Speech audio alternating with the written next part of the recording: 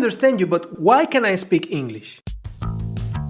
Welcome back to the channel. My name is Herman, and if you want to improve your English, you've come to the right place. In this video, I'm gonna talk to you about the reasons why people feel that they understand English, that they understand the English language, but they are unable, they can't speak it. Why can't they speak if they understand English? This is something that happens to a lot of my friends and to people very close to me. They feel they understand the language, they understand everything that I say to them. They even understand music, native people, movies, but they are unable to speak the language. Why can't I speak? Now, there can be many reasons as to why people can't speak English, and the last one that I'm going to mention in this video might be very surprising for you. And you might be wondering, what do you mean people that understand English but are unable to speak it? Yes, for example, take those people who in their youth spend a lot of time playing video games. Those people spend their youth and their teenage years basically playing video games that were in the English language, but they were never forced to speak it. They were never forced to speak the English language. These people had a video game in front of them, and they either had instructions or challenges, and they had to develop some way of understanding the English language to pass the game, to finish the game. As they were advancing in the game, these people developed some type of understanding of the language, but they were never forced to speak it. They were never forced to produce language with their mouth and with their thoughts. So these people actually developed a very deep understanding of the language, as many of my friends did, and they acquire a really good level of understanding, but they were never forced. Yes, you have said force so many times. They were never forced to actually produce the language. But if I understand English, why can I speak? That is the question that we are going to try to answer today. Some possible reasons. Number one, lack of practice. Speaking a language requires constant practice, regular practice, everyday practice. You cannot just obtain fluency by speaking once a week. That's impossible.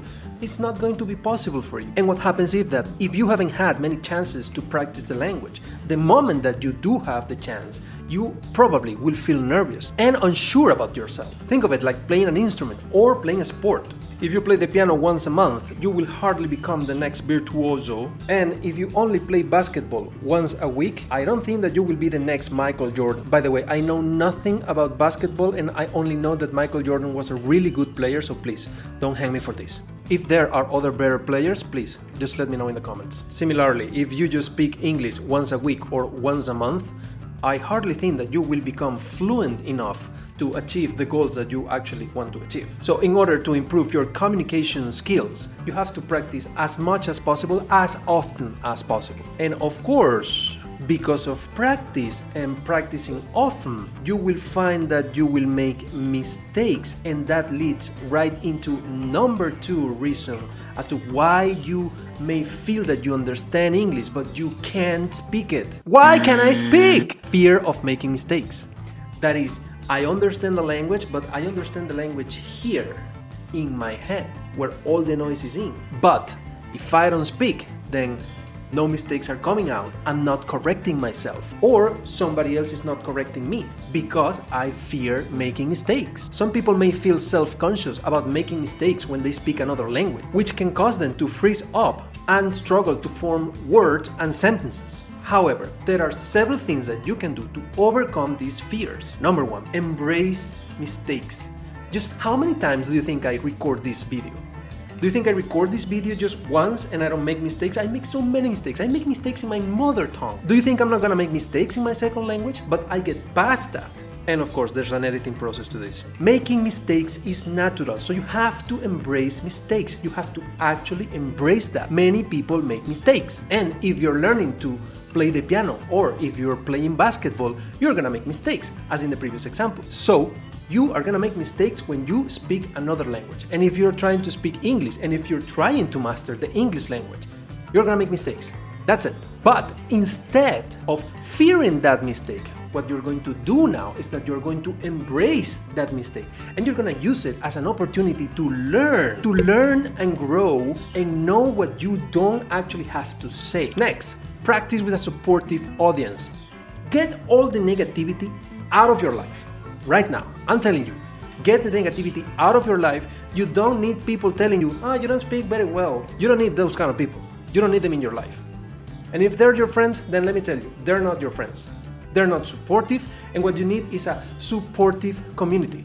People who can encourage you to continue speaking the language, even if you make mistakes. Learning a language is a journey.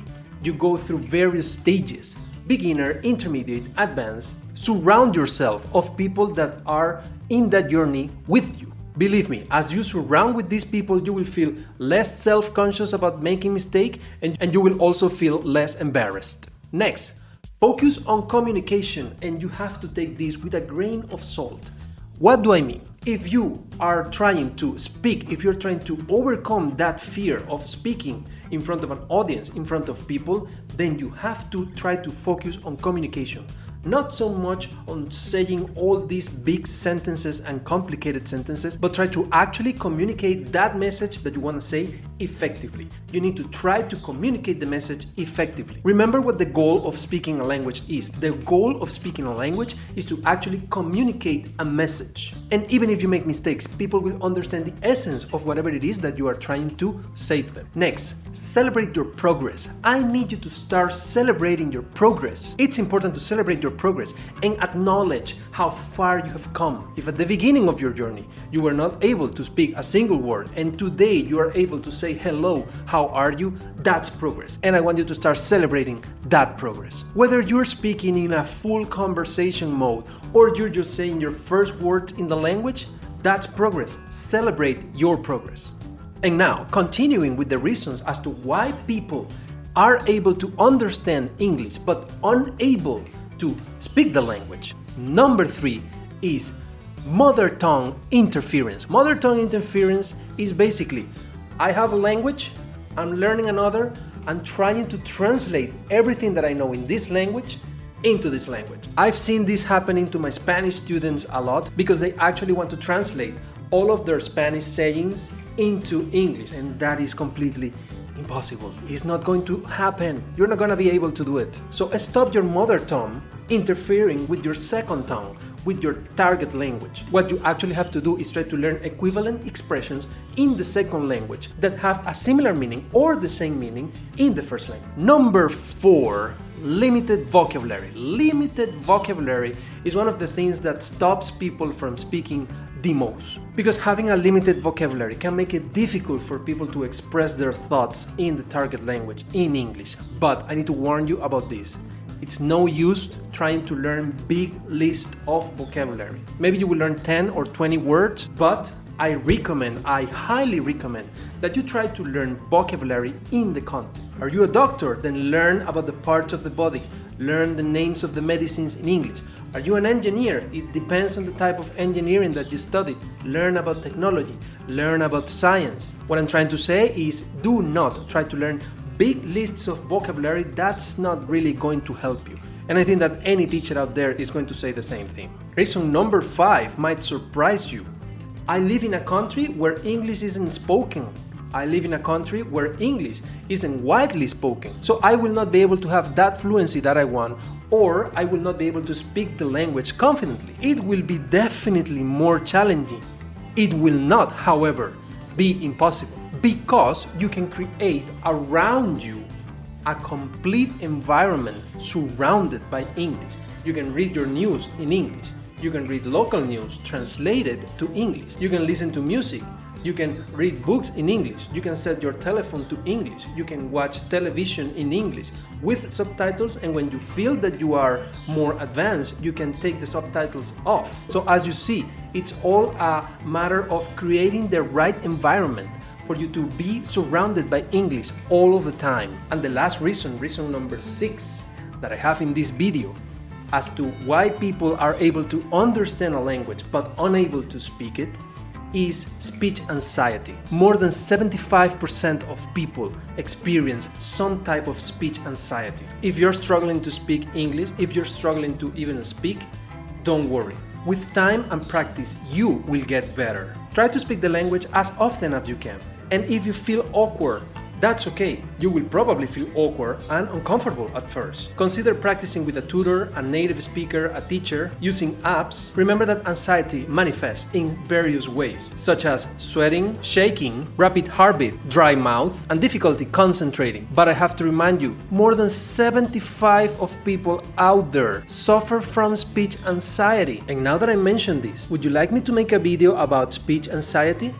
Please, let me know down there in the comments. And now let me make a pause. Let me remind you that if you're liking this video, please give it a like. And if you can share with someone that might find it useful, please do it. It will help the channel a lot. Is there something that I can do to overcome this? Actually, there is. Find an English-speaking community in your local area. That is, try to talk to people in your target language. Use online resources. Online resources are cheap, are easy to find, like for example, videos, apps, websites. Watch English language media. With this one I have to be honest. If your goal is to speak English, you actually have to watch TV shows in English with subtitles in English. And at some point, you're gonna have to take the subtitles off. You have to train that ear of yours. You have to train this. And not only do you have to train your ears, you have to actually watch the TV and not read the subtitles so that you can actually see facial expressions and you can associate a facial expression with a sound. The next one, read books in English. And if you're able to read books in English with the audio in English, then that becomes a much better way to learn. The last one I know is gonna be weird for you. Practice speaking to yourself. Record yourself talking and then listen to it. And if you think that you made a mistake, then correct and speak to yourself again. Speak to yourself while you're doing the dishes. Speak to yourself while you're walking on the street. Speak to yourself when you're driving. Try to speak to yourself in English. At the beginning, you're gonna think, I'm going crazy. Probably, but it's gonna be a good way to actually move the muscles of your mouth, the muscles of your face, to actually practice the pronunciation and the way the words sound in English. And last but not least, remember to be patient and persistent. Michael Jordan didn't become the best player of the NBA. Again, I don't know much about basketball, but I do know that he was a very good player and he didn't become the best player in one day. So remember to be persistent, remember to be patient with yourself. Thank you so much for watching this video. If you think that this video has helped you, please give it a like and remember to share it with someone that you think might like it. And if you're still in need to practice that English of yours, I'm gonna leave you with a video right here so that you can continue that practice. Thank you so much for watching and stay tuned for more.